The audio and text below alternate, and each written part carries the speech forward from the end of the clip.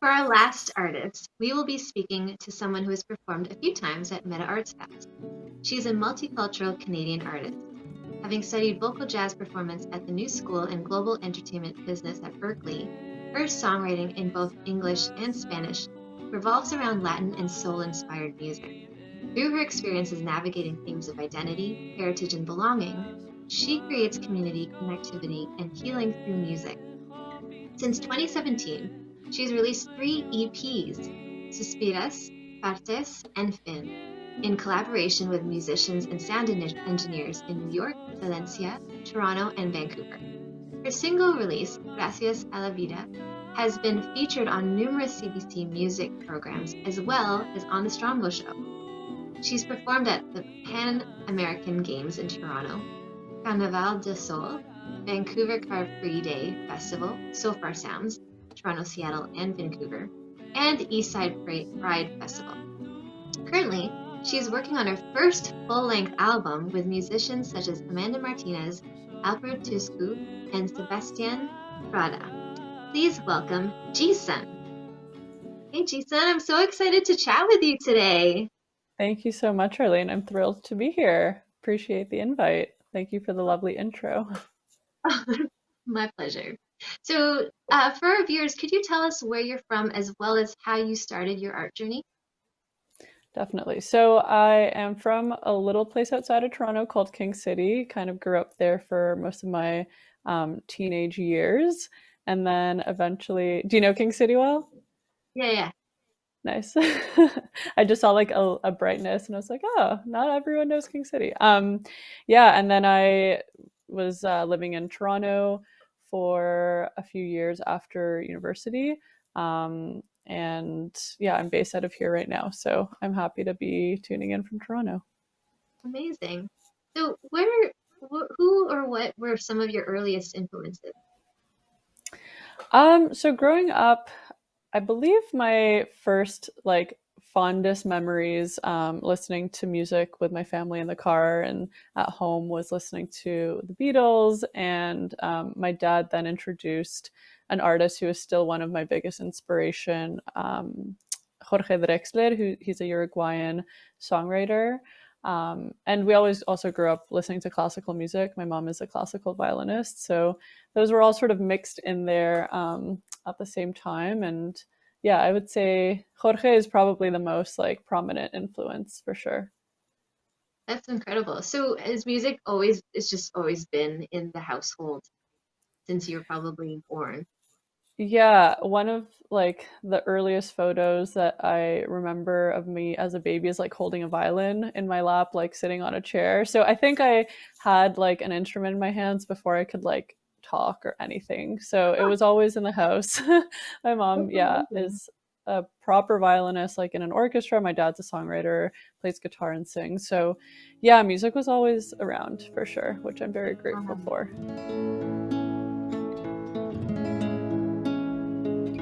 Verte claramente bajo el árbol azul. Ya no puedo ser tu brillo, tampoco tu that's incredible. And just for myself, I'm curious, which instruments are do you get to play? Great question. So I started with violin as a kid, and I then moved to no piano lessons for a few years before I decided to try out guitar. So I actually sort of taught myself and had my dad and my cousin teach me. I've never really taken much in terms of guitar lessons, but yeah, I tried guitar. I tried clarinet for a few years, and then I was just so enthralled by singing and taking vocal lessons that that was my main focus moving forward for songwriting. Amazing. And where do you find your inspiration?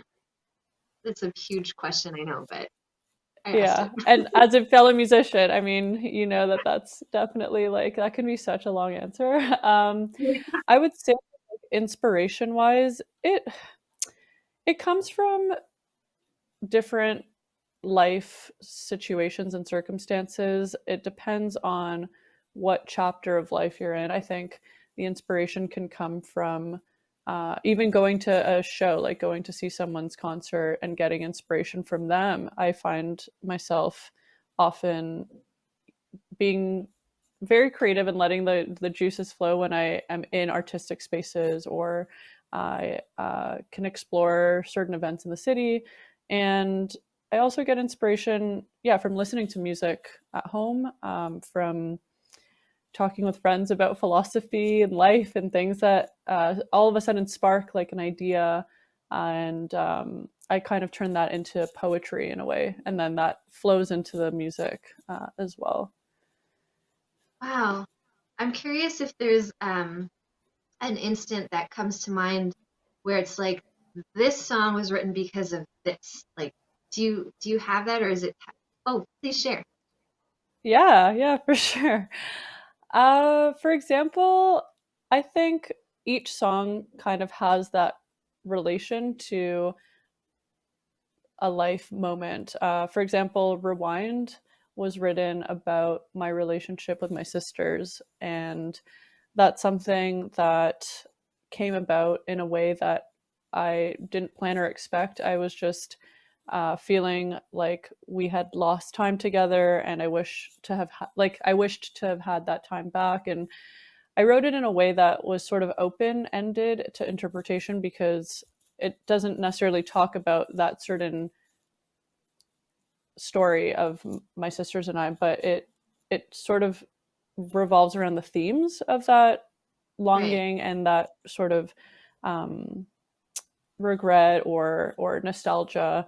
And so that, for example, was directly correlated. But I try to not be too explicit in my lyrics so that whoever's listening to it can sort of relate to the music in a way that makes sense to them.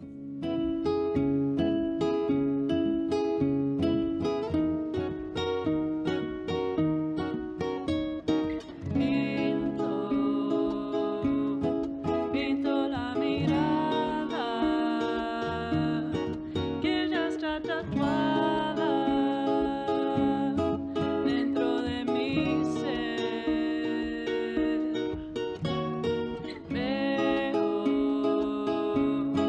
Veo la sonrisa que no se utiliza. Yeah, that makes absolute sense. So, Gisun, I'm curious, during the pandemic, how, if you were able to, I'm sure you have, um, how did you find inspiration during the big pause that we had as artists? Yeah, great question. So during the pandemic, I think, I mean, not that it's over, but it had forced everyone to like take a little bit of a step back and to take life a little slower, I think. So the inspiration that I was able to draw from such a complicated and uncertain time was just being able to observe and sit with the uncertainties of what was going on by grounding myself in whatever was certain. So I recall very clearly, like, just being certain that I can be grateful for the small things that come in day to day life, like whether it's going for, you know, a quick walk outside and hearing, the birds chirping, or seeing the flowers blossoming and just seeing the sunshine, and just kind of taking those little things, like the little joys, and being able to turn them into um, creativity through gratitude. So Hmm. I tried to really focus on what it is that I could not control around me, but what I could, what I could like observe, and what I could take into my soul to nourish it. Because yeah, the start of the pandemic was obviously just so difficult, and I think I tried to um, retreat inward a little bit more by allowing whatever beauty there was around to feed into the creativity, if that makes sense. That's so beautiful. Like, that in Thanks. itself, Jason, is like a song that you just spoke out. That's Aw. beautiful. So I feel like that little tiny things, like, you allowed that to motivate you to continue to be creative. Now I'm curious, Yeah. and again, this might be a huge answer, or like huge blanket. question, but like, what is your creative process? If there is a certain thing that you like, you have to make sure you do, or does it change? Talk to us about that. Yeah, great question. Um, so I think the creative process is not a formula. Like it doesn't always, it's not X plus Y equals whatever. I think over the time, it changes and shifts depending on where I'm at musically. So I used to do all my songwriting sort of on my own, and I still sort of do that in a way. Like I write poetry and I'll write all these, thoughts and ideas and words and turn them into like a bit of a story and section them off into what I think could be parts of the song. And then I'll sort of just play around and come up with a few chords on guitar that fit the vibe or the style of what the emotions are and the words that I had written and sort of Mhm. match those up. So it's kind of like, yeah, it's a puzzle, I suppose. And once those feelings feel right, like they properly match up, I weave that song together. And lately, I've been trying to do a lot more of like, I've been trying to approach it from a more collaborative standpoint. Nice. So, yeah, I try to incorporate different musicians and have them sort of interpret the music in a way that inspires them. And with that, when you are in, however you're collaborating, whether it's like in the same room or actually, did you have to throughout the pandemic, were you able to be in the same room with the collaborators, or like was it through this beautiful Yeah, screen? great question. It was through the screen. So, yeah, during the pandemic, I was working on a lot of music on my next album specifically and a few singles, and all of that was done remotely. So it was all just communicated over text or Instagram or email, Zoom, and everyone would just record their parts from home after talking through sort of the flow and the process of the music. Said I'm not and you can find your way. Have some faith and hope because tomorrow's a new day. Say I'm done and know you can find your Wow. Thank goodness And for have you, technology. yeah, and have you been Yeah. able to collaborate in person now that, things are starting to open up and we're almost close to the normalcy, quote unquote? Yeah, thankfully now, like over the last few months, it's opened up a lot more in terms of being Mhm. able to play music together and have a few small shows, which has been really nice. So yeah, Awesome. it's finally refreshing to share that music live with people, which is really sweet. Sure. Uh, Now, Jason, did you learn something different about yourself during the pandemic? That's a great question. I think yes. I think I learned that I tend to try to do it all and rush into like, you know, doing all these things in music and in life in general and like through creativity. And I think I learned that like sometimes you just have to slow down and let things take their time and be patient and good things take time. So that's sort of the main takeaway, and the whole concept of creativity through gratitude really like drove home during the pandemic as well. So Mhm. yeah, I would say those were like a couple big lessons and learnings. Yeah. Yeah, it sounds like you were able to take what we'd gone through as a pandemic, like within the pandemic, in a positive light. And it sounds like, and correct me if I'm wrong, did it impact your work in a positive manner, or did it just or talk to us about how it impacted your work? Yeah, it did actually. It really opened up a world of possibilities. I really tried to keep my head up just as everyone else was during the pandemic. I mean, no one had it easy. But I think as a musician who's normally worked, like I usually work with people in person in a studio, like we do everything kind of live in real life. And the pandemic sort of showed that anything is possible because of the technology we have. So it doesn't matter what time zone you're in, it doesn't matter what country you're in. Like you can collaborate with anyone in the world as long as you've got a relatively, stable internet connection and can record basic things at home. It was so eye-opening actually to me.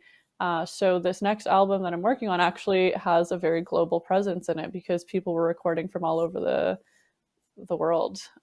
So I'm super excited about it. Yeah. Oh my God, I just got goosebumps for you. That was amazing. So that not Thank only you. opened up, for your album, it's gonna, I'm assuming that'll be recorded in Toronto, um, right? But like, it'll give you that avenue to like visit these people too, right? Definitely. That is so Yeah. cool. Yeah. Um, I'm very excited about that. that's awesome. So, Jason, just our last question. We're curious that if you were to put your work in a capsule today, and 50 years from now, someone were to dig it up, what would you want them to take away from your work? Great question. So I think I would really want that global connectivity aspect to be a highlight and to show that music really has no boundaries and it doesn't have borders. And despite whatever language or style it's in, I think music can bring such a healing element to people. And I would want them to notice that my approach is to try to bring that personal healing in a way through connecting with music and the words in a way that like makes sense and is relevant to anyone's circumstance because we all have our own stories, we all have our paths, but I think music can really be that bridge for all of us.